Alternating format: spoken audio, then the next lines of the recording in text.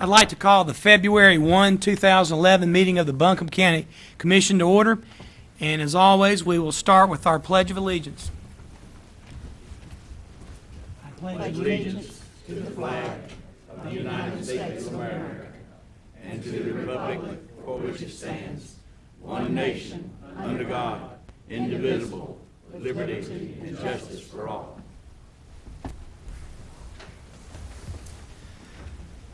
Thank you. Tonight we will have Commissioner Bailey do our invocation. If you will pray with me, please. Lord, thank you for providing this commission with the opportunity to serve the citizens of Buncombe County. Give us the courage and the wisdom to make decisions to better their lives. I want to thank you for the outstanding employees of this county, whose hard work and dedication make this county a better place to live. Especially for our friend Otto DeBrule, who has dedicated his life to public service. We ask your blessings on Otto in his retirement years. We continue to ask your protection to those who serve our country throughout the world and defend our freedom. And today we also ask your blessings on all who have assembled in this room. Give us all good health and safe travel. And all of these petitions we ask in your name. Amen. Amen. Thank you, Commissioner.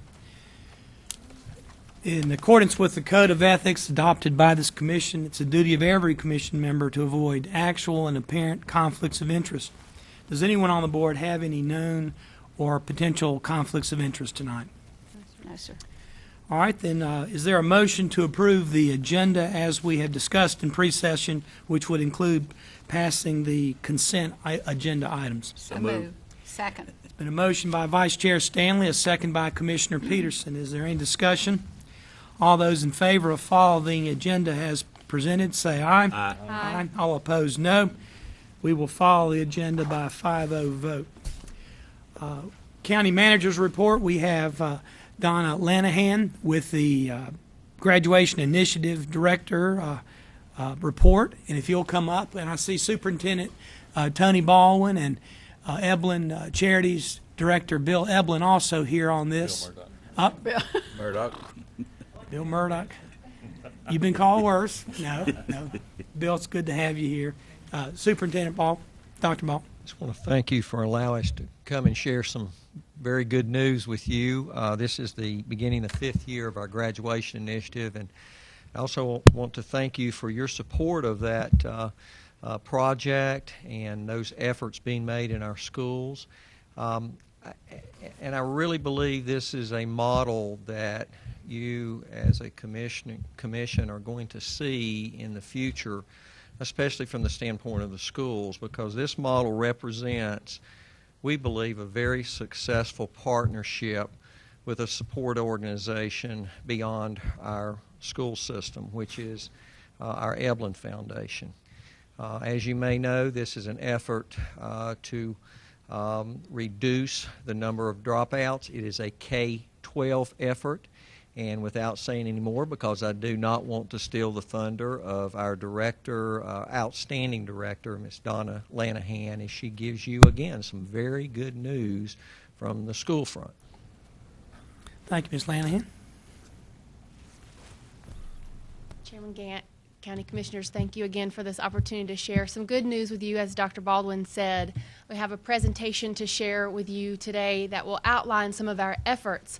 The last time we were here to share good news with you, it was after our first year of the graduation initiative, when we had a 15% decrease in our numbers, and we were eager to share that figure with you and to thank you for your support in bringing that about. That was our first true year of success of the graduation initiative, and since then we've been able to collect even more data and show that that first year's success was not just luck, but that we've, as Dr. Baldwin said, found a model that we think is very good and will continue to be effective and hopefully sustainable. So this slide shows the 10-year dropout number trend in Buncombe County schools. beginning in the year 2000. I should note that in the year 1999, that was when a change was made statewide to include students who've left high school to get their GED as part of the dropout number. Prior to that year, GEDs were not counted as dropouts, so this number reflects, in a sense, that apples-to-apples comparison of students as the number is calculated now. You see the number that I mentioned before, the 07-08 year, 381 dropouts. At that point, our lowest number ever in Buncombe County Schools. But you see that we have surpassed that in our official number this year, 09-10, 355 dropouts. That represents, again, the lowest number on record in Buncombe County Schools, which is another 9.2% reduction from 08-09 and a 6.8% reduction from 07-08. It's also a 24% reduction from our highest number in 01-02 and a 15% reduction from our 10-year average. It's very important to highlight the progress that has been made at Irwin High School. You'll remember that Irwin High School got a lot of media attention for their dropout numbers, and so a lot of efforts have been placed there, and we have seen the fruits of those labors this year with a 44% reduction from the previous year and a 35% decrease from their 10-year average. And that success can be attributed to a lot of different things, including the success of their freshman academy, the success of their career academy, a reduction in the number of their long-term suspensions, a creation of a school-wide team to look particularly at these underserved and at-risk students in their building, the ongoing work of the graduation initiative there, and certainly the addition of school social work personnel as well. So we really want to highlight the success of Irwin High School as a huge part in that decrease this year. I would also, however, like to highlight the significant improvements that have happened in our other high schools through the work of the graduation initiative. We see both Reynolds High School and Inca High School reported their lowest number on record this last year. In 08-09 and in 09-10, North Buncombe High School reported their lowest dropout numbers ever among the traditional high schools. And although T.C. Robertson's numbers continue to remain steady, their percentage of total student enrollment in 09-10 was the lowest percentage ever in Buncombe County Schools in 09-10. So while we want to certainly highlight and celebrate the work at Irwin High School, we've seen a trend in the past 3 years at all of our traditional high schools in Buncombe County. I'd like to also point out that we have been actively seeking funds from our dropout prevention grants from the state legislature and have been awarded over $600,000 since 2007. And those funds have gone to support several of the programs that we believe are key into our long-term success and sustainability, certainly looking at programs at our high school level, our mini-mester program, for example, which happens in the summer at AB Tech, but also our summer transition programs at several of our middle schools and at our early college, and also a new program that we are starting actually Monday, our Twilight School, which will serve students in the evening from 4 o'clock to 8 o'clock, giving them additional opportunities to learn.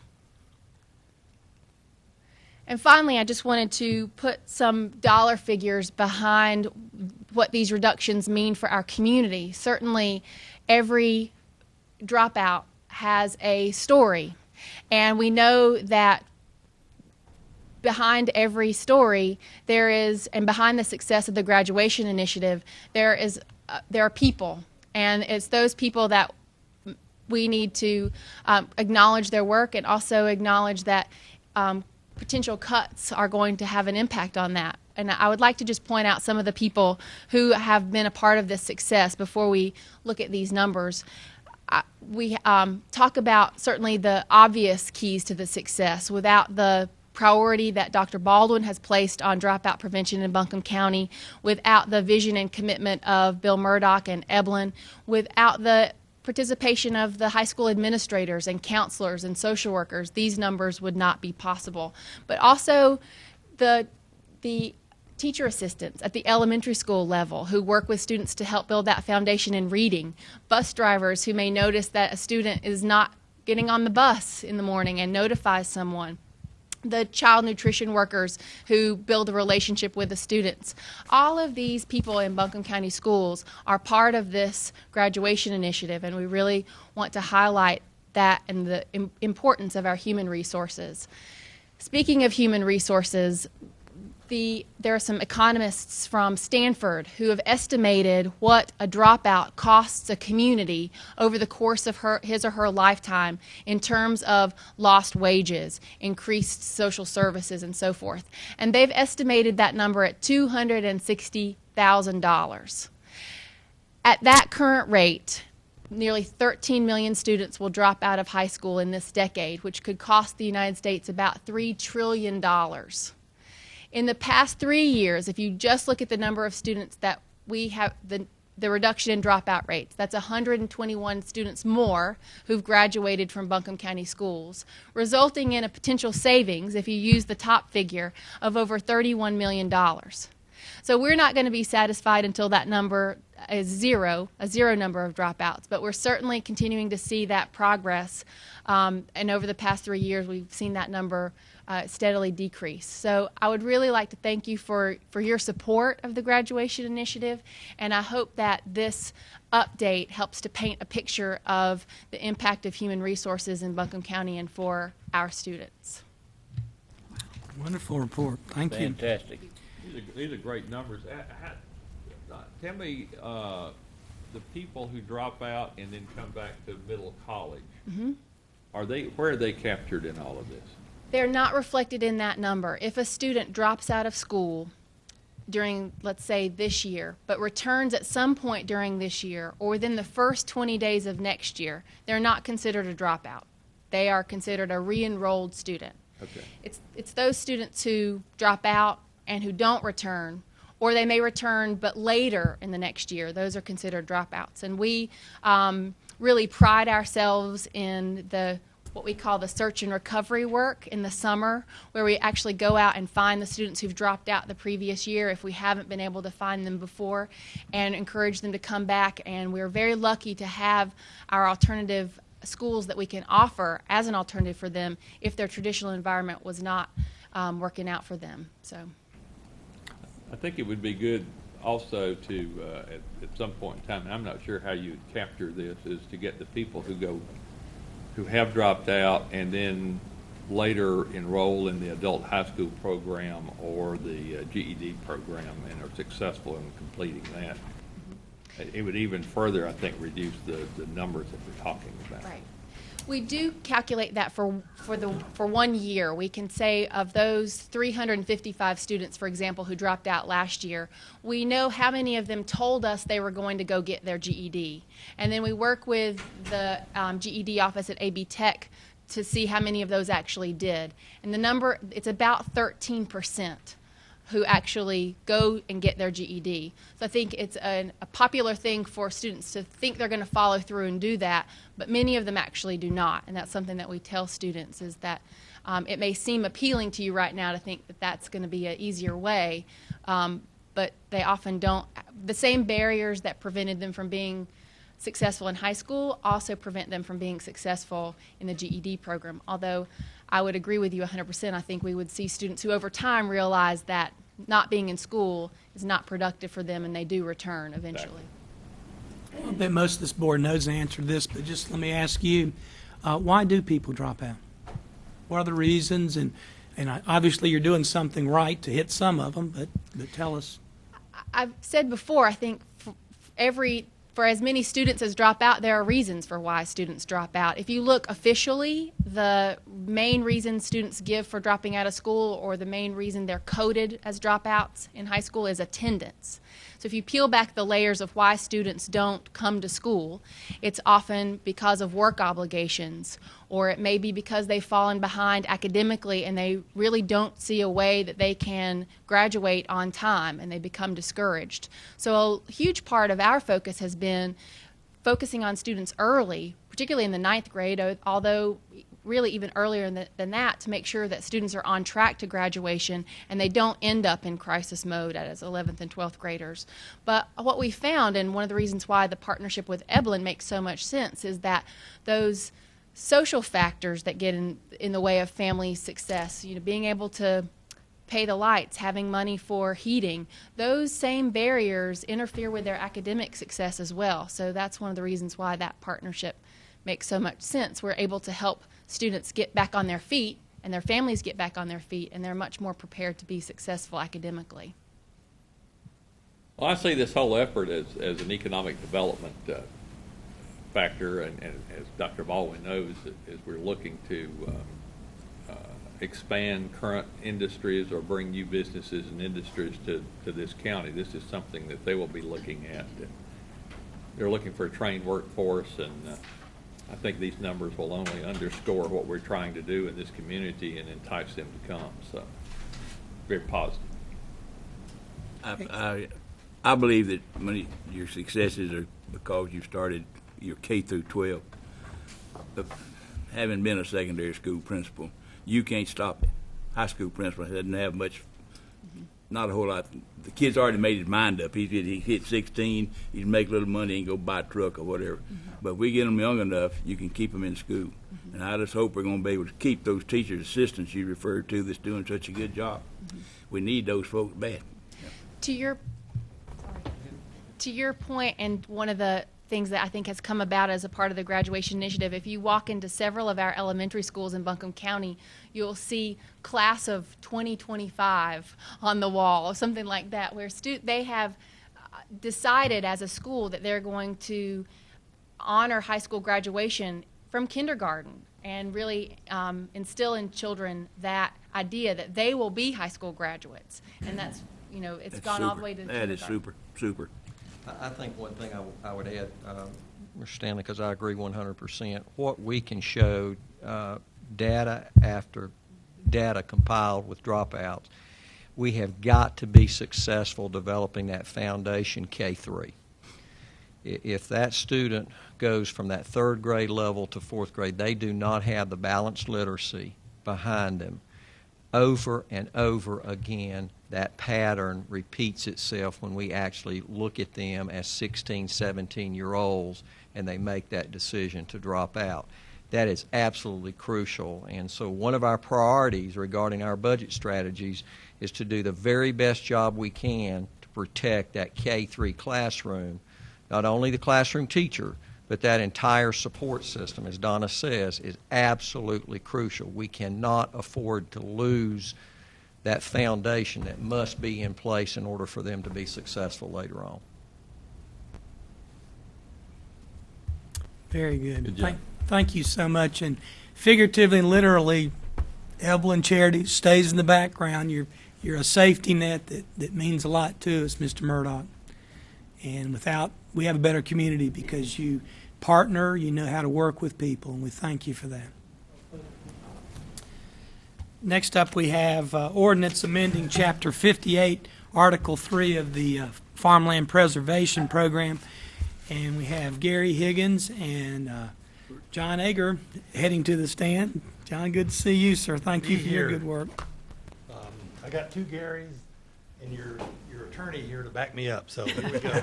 You're in good shape. They've been a great job. The goal here is to, my name is John Ager. I'm the chair of the Buncombe County Agricultural Advisory Board.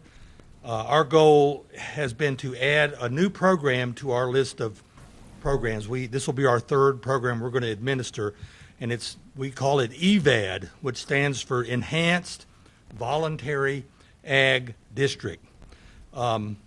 And this was one of the items that we hoped to accomplish when we had a farmland preservation plan that we've been following the best we can. Let me just explain. This board was originally set up, I don't know, how long ago was it, 20 years ago or so? 1990, to manage something that the state created called voluntary ag districts. We were to voluntarily sign up farmers to promise to not develop their land, to keep farming for 10 years. They had the right in the middle of that 10 years, if they wanted to do anything with their land, but this was a way to get people really thinking about preserving their land, and we were one of the first counties to adopt this, and I think we are still either first or second in the number of farmers we have signed up. So that program has gone very well. Our second program that we have set up because of your encouragement was a program to put conservation easements on farmland. Conservation easements are in perpetuity protection of farms. And this is a very innovative program that you all have helped us to manage, and you've funded, and we have preserved thousands of acres of farmland in Buncombe County. It's been very successful. And this will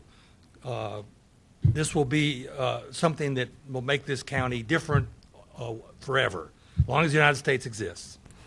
So our third program is another state program. They're calling it the Enhanced Voluntary Ag District. So we have inserted this program into the ordinance, and that's what you all have before you. And we were a little slow taking it on. We weren't sure the enhancement, the incentive to actually put your land in this program was, we thought, fairly minimal, and we were hoping they'll add some more incentives to it. So let me just explain that the incentive is if there's a state cost share, say you want to fence cows out of your creek, you get a 75% cost share. If you're in this program, you get a 90% cost share. They might pay a couple more $100 to do a project like this. When you place your farm in an enhanced program, it is much stricter. In fact, for 10 years, you may not take your farm out of the program. And that creates some worries about enforcement from the planning office, and perhaps even litigation that might occur. It's registered like a deed when you join this program. It's a much more robust program. I'm guessing that the people that will put their land in this program will do so to get the little extra money for the cost share, but there may be some more incentives down the line. When we got this ordinance out again to look through it, we also did sort of cleaned it up. We made sure the language matched what we actually did. We went through and changed a little bit the rating system we have for our conservation easements. We decided to give more points to large acreage, for instance.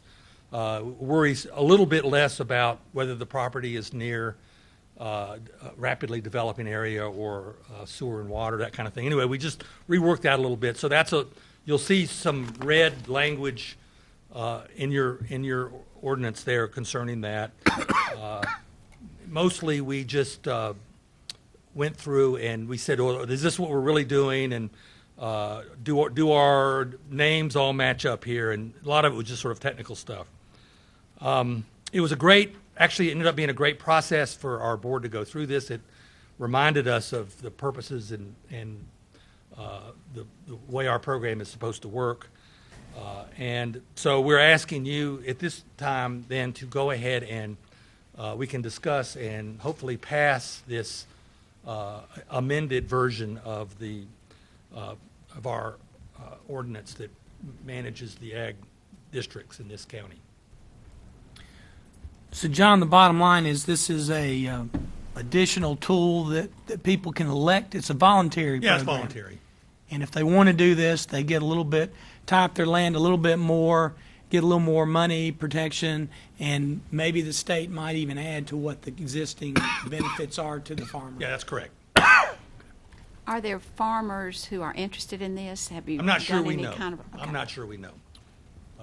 I think what typically happens is one of the soil and water people go out to a farm and they might say, if you join the EVAD program, you'll get a little bit more money. Right. It might happen now. That's what I'm guessing. So there'll be a good public relations effort as far as this is concerned. Good.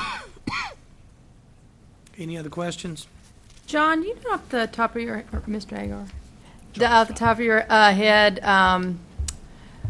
I think I've read within the last couple of years that Buncombe County, unfortunately, we're so proud of so many things in this county, but the loss of farmland, I think we were on a bad list around that in terms of the numbers of acres that have been lost forever, that we can grow our food. And do you know where we are? Those numbers are? Or where we are I mean, in you the know, pecking order, yeah. everyone in this room knows that we've been rapidly developing over the last 20 years. The numbers did look pretty bad. I think that some of you guys know the numbers. I don't know the numbers. I know that was from 2002 to 2007. Thank you. Period that we were experiencing rapid growth. We lost a lot of acres then, and it's kind of leveled off to some degree. You know, the good news, I think, is that this program slowly but surely has gained the confidence of many of the farm families out in, you know, it's kind of interesting to me to see it happen because, you know, Sandy Mush is kind of our great success story. I think we've preserved something like 25% of the whole township. Is that not about right? Some huge amount. Counting land that's already been preserved before. But, you know, you get a farmer who has respect in that community, interested in the program. He comes and talks to us, and then he does something along these lines, and everyone else says, "Well, it must be okay." Mm-hmm. And we're just making great headway, and we're getting really more applications than we can keep up with at the moment. So that's very exciting.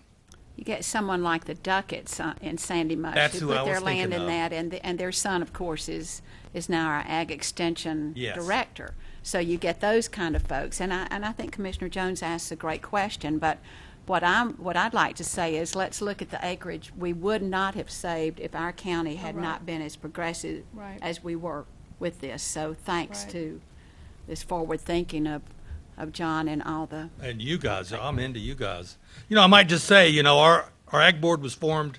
We ran this VAD program. Then we did the conservation easements. Then we did. Out of those efforts, we set up another board called the Land Conservation Advisory Board. Mm-hmm. These two boards have preserved a lot of acreage. Mm-hmm. Then you all were able to come up with some increased funding for bargain sales of these easements. Huge. That was the tipping point.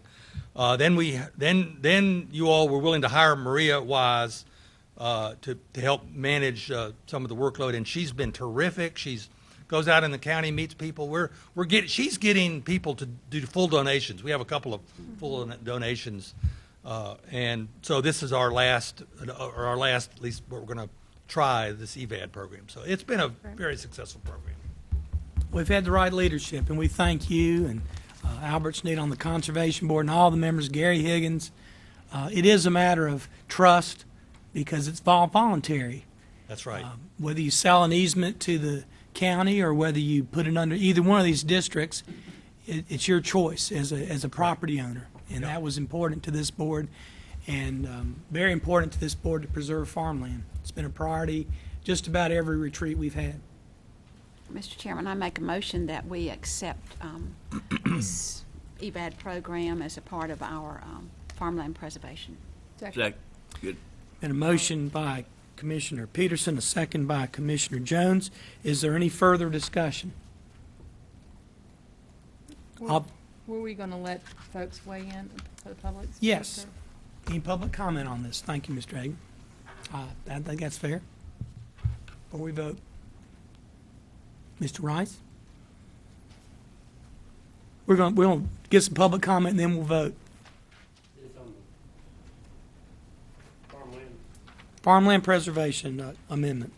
I'm Jerry Rice, resident, taxpayer of Buncombe County. Question for the Buncombe County Board of Commissioners, question that should be answered before you vote on this to protect farmland without all the Buncombe County citizens' input. Where did this document come from and who produced it? How much will the board members be paid? Why is it not made public information? Why are the board members selected and even removed by the vote of the commissioners only?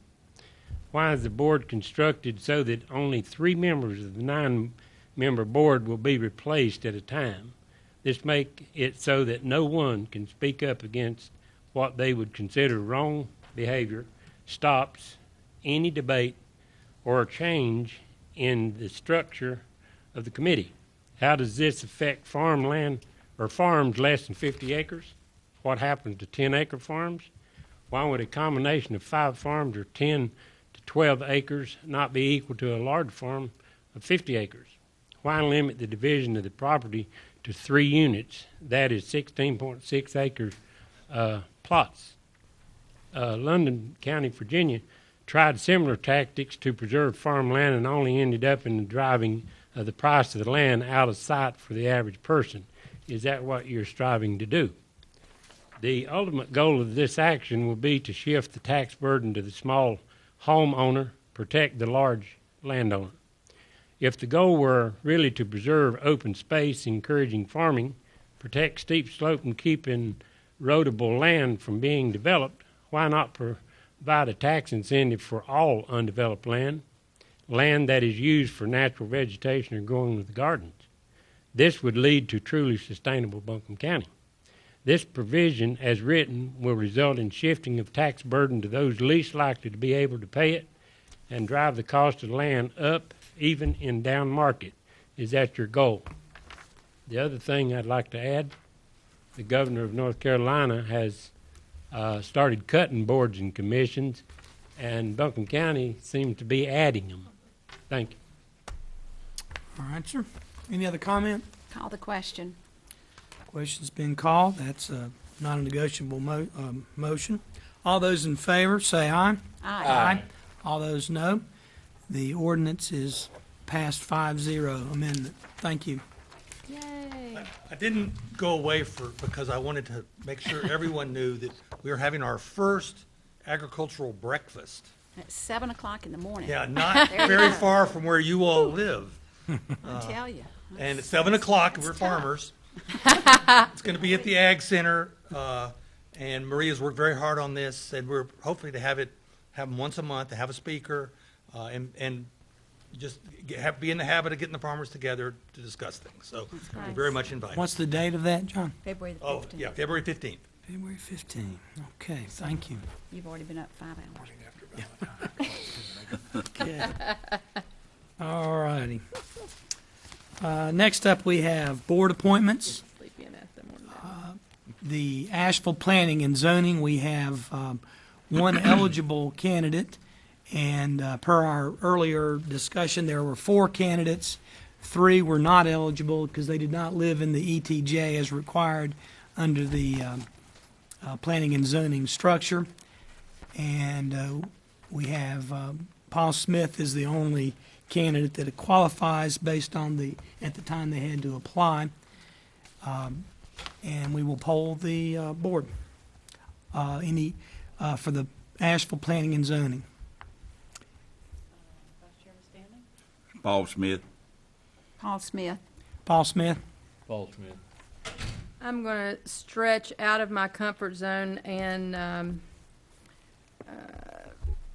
vote for Paul Smith. I see that he was appointed August in 2008, which is not that long ago, and I quickly read some minutes about that.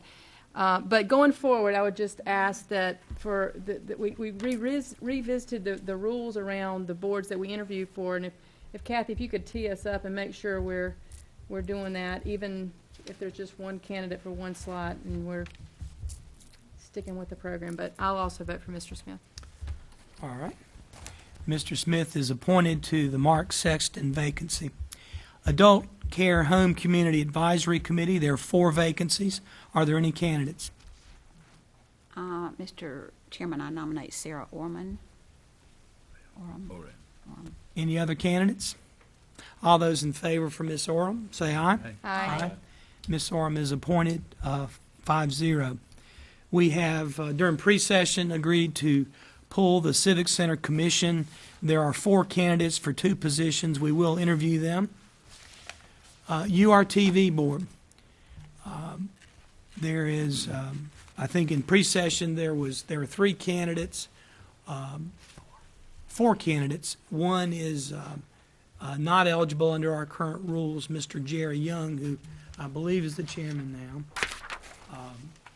Is there any discussion of that? Mr. Chairman, I move we suspend our rules and reappoint Mr. Reverend Jerry Young to that board. All right, there's a motion to suspend our rules to reappoint Reverend Young. Is there I second that a motion. second? Is there any discussion of the motion? I think he's doing a great job and appreciate, I'm just going to be coming from a different place and just with respect to my colleagues. All right. Is there any other discussion of the motion by Vice Chair Stanley to suspend the rules and concerning reappointments? All right, all those in favor of Vice Chair Stanley's motion, seconded by Commissioner Peterson, say aye. Aye. Aye. All opposed, no. Aye. No. There, as a 4-1, the motion to waive the rules is approved. Is there a motion to appoint someone to the Jerry Young seat? Mr. Move to Chairman, appoint Jerry Young. second. Okay, there's been a motion and second. Are there any other candidates? All right, let's poll the board. Jerry Young. Jerry Young, Young? Young. Bacote. Okay. Mr. Young is reappointed. Barnardsville Volunteer Fire Department Relief Fund. There are 2 reappointments. Any candidates? Mr. Chairman, I'll nominate Jeff Austin and Charles Sprinkle. Are there any other candidates to the Barnardsville Volunteer Fire Department Relief Fund Board? All those in favor of Mr. Austin and Mr. Sprinkle say aye. Aye. All opposed, no. Mr. Austin and Mr. Sprinkle are reappointed. Announcements. The next regular meeting of the Buncombe County Commission will be held February 15, 2011, beginning at 4:30 p.m. And Buncombe... That's after we've had a good breakfast with the farmers at 7. That's right. That's right. Get an early start. Commissioner meetings can be seen on BCTV Channel 2 on Thursday and Tuesday at 8 p.m., Wednesday at 3 p.m., Saturday and Sunday at 9 a.m., or online anytime at buncombecounty.org. Mr. Frew, will we need a closed session tonight? Not tonight, no, sir. Then we will go to public comment. Anyone wish to have public comment tonight? Mr. Yelton, if you'll give your name and where you're from. Don Yelton from Jupiter, North Carolina. I've been before this board many, many times. I've stood here and I've watched the League of Women Voters give a report on how the boards and committees were appointed. And they were going to come back with suggestions and recommendations, and they never did. I think they didn't because it was going to be politically unpopular what they said.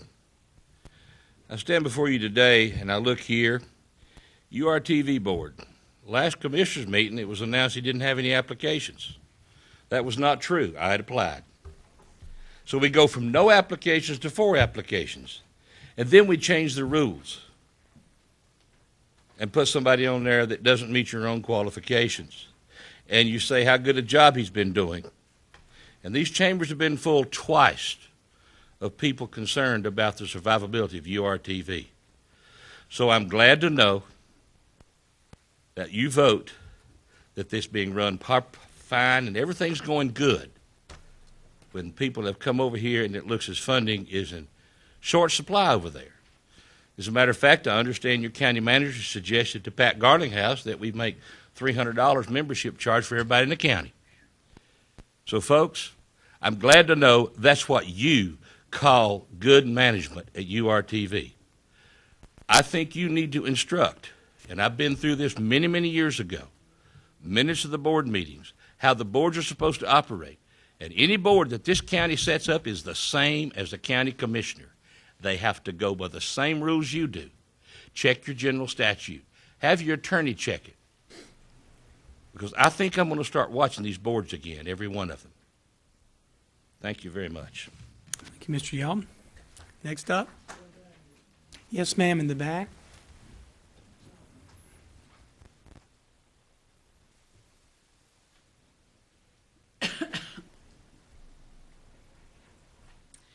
Hi, my name is Lisa Landis, and I am a producer at URTV. And the information that we have is very valuable to the people of this local area, and not just this local area, but we stream live around the world. And we see what's going on in the rest of the world when the people are coming to a point where they are pushed to a point that we want our words to be heard. We want our voices to stand for something. And it's my understanding that Buncombe County gets $1.7 million in PEG fees. And it's my understanding that URTV has been, or the next money coming into is not quite 20,000. And it's like, I would like if somebody could explain that. And I'm one of those people who, coming up in October, will have to pay $300. And that's a lot of money. And it's getting to be, you know, is it really the people who have a voice, or is it getting more towards corporate has a voice? And that is why I'm here, you know. The people, when we come together, we can force our governments to do certain things. We see that in Egypt. You know, there's a lot of programming on URTV that I know is very controversial when it comes to our government. And I hope that that's not why the people's voices are being hushed up, because of what we say and what we do. When you talked about the schools and you talked about the forms, these are some of the things that we talk about, at least I talk about on my show. I talk about our farmers markets. I talk about the bullying in schools. You know, are these things really addressed? Or are they just pushed aside? So I know that this is just going to be a first wave of people who are coming up. And I hope that you will take it into consideration, you know, from the last time that the people came together and stood in front of you, that, you know, hey, I'm just the first. So thank you. Will someone send Ms. Land, we get her address about, or you want to comment on that 1.7 million, because that's a good question, and we'll take an answer. If you'll leave the contact information, we'll give you the breakdown between the franchise fee and then the PEG fees. There is a difference. Franchise fee is a longstanding revenue that we've had in our budget, but the PEG fees is what we share with public education and government. But if you'll leave your contact information, I will send you the history on that, too. That would be very good, because I know that there's two different ones, and I know that it's coming through the state. And then I also know that URTV is broadcast or cablecast on Charter, but then it's been also brought to my understanding that AT&T is also broadcasting URTV. And it's like, if AT&T is broadcasting our work, you know, isn't that our copyrighted work, and who's getting the money for that? Are they making the money off of that? Because it's not coming to URTV. And I'll be happy to get that information for a week or contact. Thank you. Thank you, Ms. Landis. Any other public comment? Mr. Rice?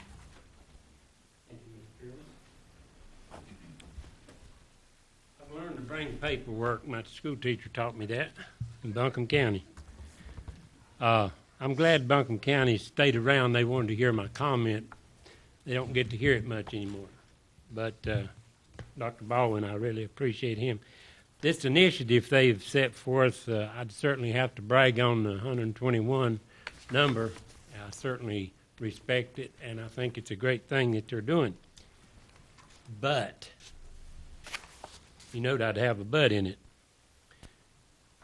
It was not the Associated Press that embarrassed Buncombe County for dropout.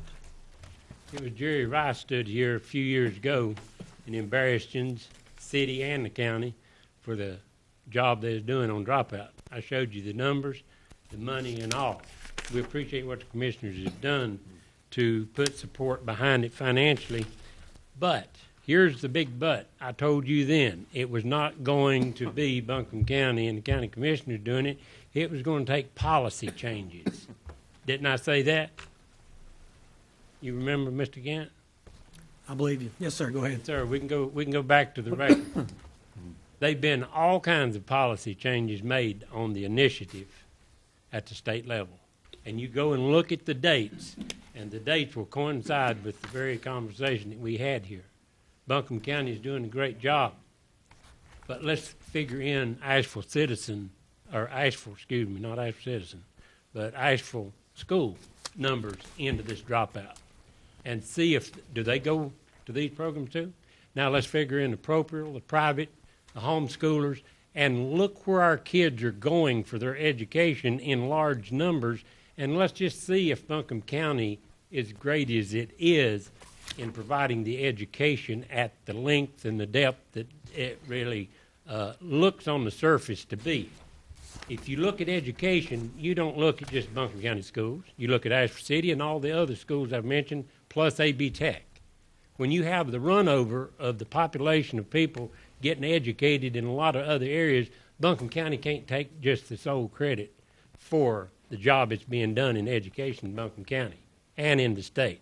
The state has took initiatives, and do you know the state of North Carolina is in the bottom 10 in the nation? So we're moving up. I think we were lower than that at one time. So when we look at this initiative, let's look at it at one piece of the pie. And it's a good piece of the pie. I'm proud to see it. I'll give them credit on the numbers. But let's go back beyond 10 years, and we'll see these numbers consistently 355. We'll see those numbers 30 years back. At one time, at one time is 670-some kids, 1979 in Buncombe County schools. All so right, the sir. ratio of numbers of kids are going down, not up. Thank you, Mr. Rice. Any other public comment? Mr. Fryer?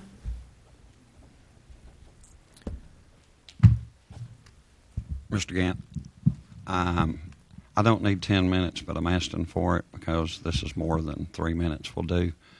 And I do have 8 people here to raise their hands. Everybody raise hand.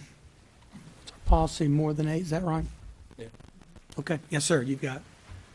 Yes, sir, go ahead, thank you. Okay, yeah, the clock works. I'd come in here on the sheriff and a bunch of things originally before, and so after those contents, me and the sheriff have been talking to each other about things.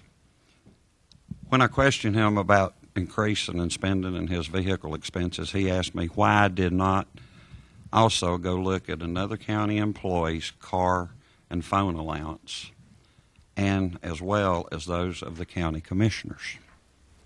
So I decided to do so. Though I found out through the county employee that the county employee he had mentioned did not receive any car or phone allowance, I was appalled to find out what in past June the car and phone allowance that was given to the commissioners. After an incentive of the county commissioner's salary equals $100,296.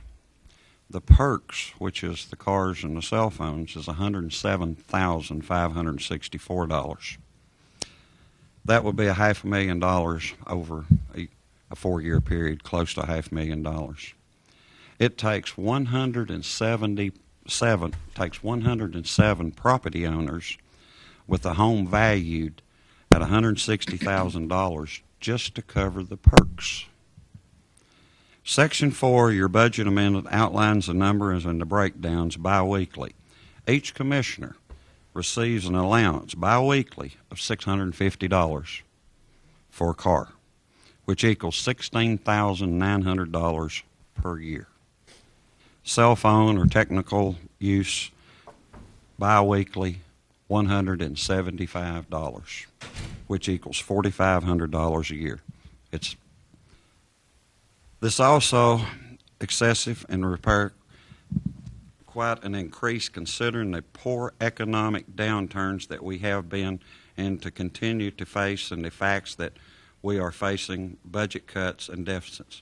I think the county should pay you, as the feds get paid, 51 cents a mile for county business, and the county should also furnish you a cell phone, as I am sure they can get a better rate on cell phones, much better than paying this money.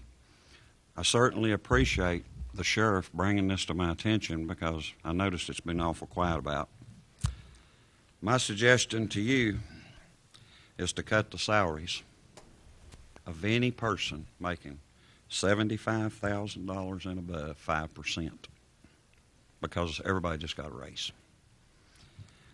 And cut the salaries from $40,000 to $75,000 by 2.5%. And place a moratorium on any increases of anyone above $40,000, because right now the times are not good. Or above, until the economy improves, we will no longer face budget cuts and increase in deficits. Making these cuts will help to secure jobs and economics, and already have too few available. Mr. Gant, there's a gentleman sitting in this room that has a business. Well, there's a few people sitting in this room that has a business. You depend on taxpayers' money. You depend on sales tax money. His sales tax on his business was down $1,000 this month alone. So you lost $250, 2% of it, or whatever, $2, but it's all over the county. You've got 2 restaurants that closed. The Flying Frog, and I guess that the Fiddling Pig's gone out. You go into restaurants now. It used to, the economy we all thought was going to be okay because everybody was eating. Now it has died. It has died. I personally would like to see you, sir, and you people back up to what the feds get. I think all of us, when we ran for this position, we all had cell phones and we had cars. That Section 4 needs to be completely wiped out of the thing. You approved it in June 10th of 2010 during this economic crisis. Do I want to hurt anybody? I think everybody's okay. 3 of you are retired on salaries. You have a good job. Polly, you have a good job. Let's be fair to the people. When it's $100,000, sir, all of you's together, and it's $107,000 in perks. I know you can tally it up. You can anybody can look at page 4. I've got it here. You can tally it up. And the numbers are right. I'm sorry I had to bring it forward, but the sheriff, the other gentleman that he talked about, he don't get nothing for anything, but he was a little ill at me, and I can understand why it's been kind of quiet about what the sheriff has done. Now, let's see what y'all can do to help the county. You ran to help us. Give the money back. Thank you, sir. Thank you, Mr. Fryer. Any other public comment?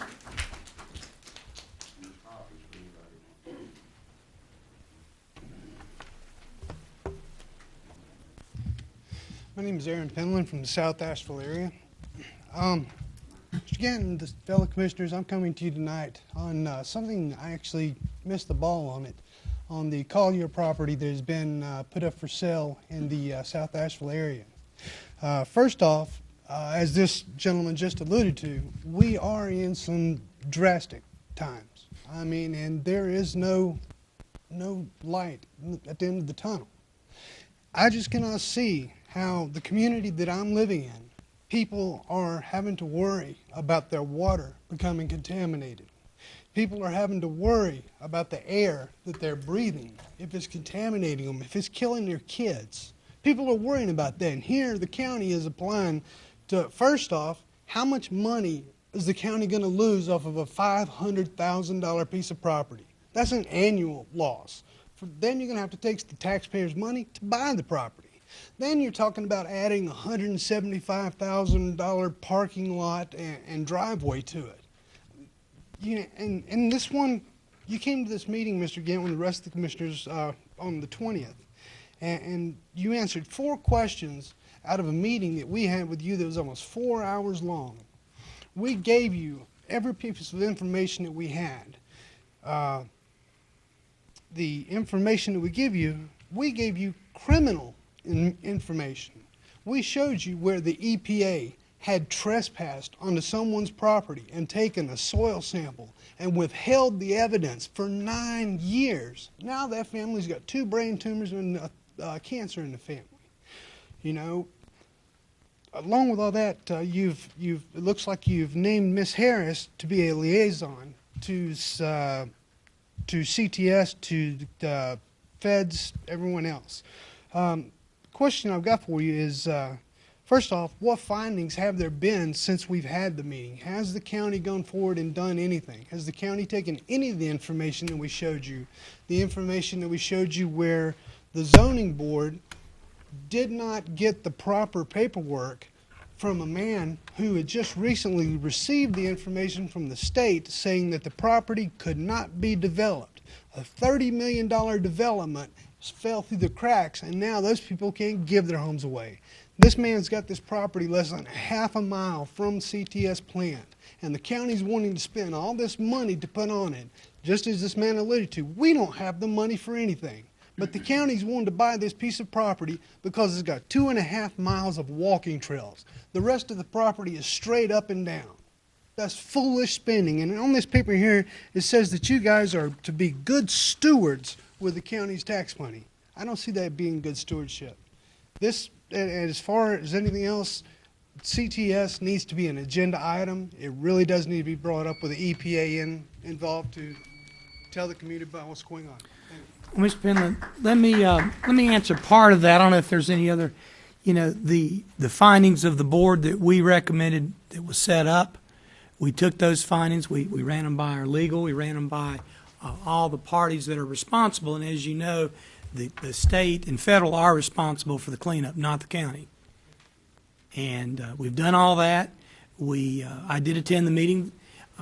We heard everything. We passed it along. We did respond to you. And we will take every measure we can within our power, but we have to go through our protocol. We have a protocol with the health department or the health center that we have, and we've got to follow our rules. And so, is there anything you need to add to that, Mandy? The only thing I would add is that Dee Harris, the health director, is in contact with the EPA and staying up to date on their work and their plans there. And also staying in contact with the federal representatives and the state representatives who do have authority over the agencies who legally hold responsibility for the assessment.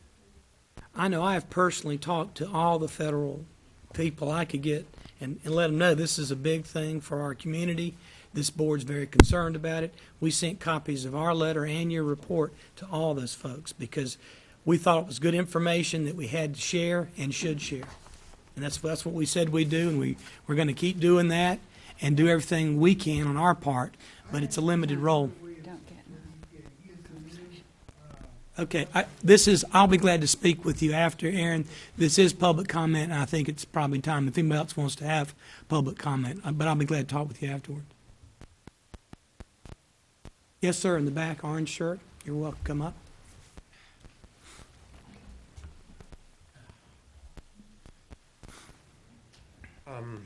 Ladies and gentlemen of the board, I would like to... What's your name and where you're from, if you don't mind?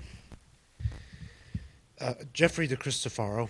I've actually been living here for nearly a decade now, and I'm actually a member of URTV, but I'm actually here to talk about something else, involving education. As you probably are aware, there was a situation involving the cutbacks at UNC Asheville. There have been 44 positions that disappeared right off the map and cutbacks by approximately $2 million. That, and the fact that the students are finding it hard to find enough jobs to make enough money to pay for the tuition to their courses means that it's impending any progress. It's leading to cutbacks in progress in maintaining degrees, whether they're an undergrad or master's student like myself. I think this issue does need to be addressed, even if it cannot be solved right away. And not just for UNC Asheville, but other schools such as Asheville Buncombe Technical Community Institute and ENCA. I think this is serious because the students, it appears, in order to get those jobs that are available, have to get degrees in those fields that the jobs require, that are mandatory.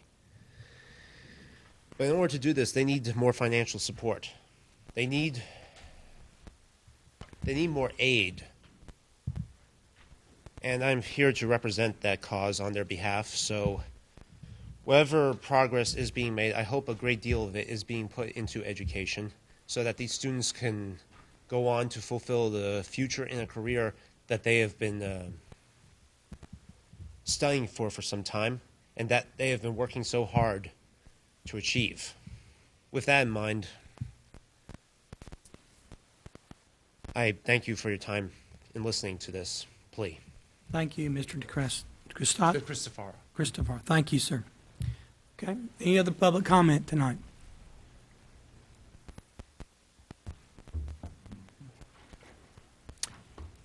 If not, is there a motion to adjourn? So moved. Second.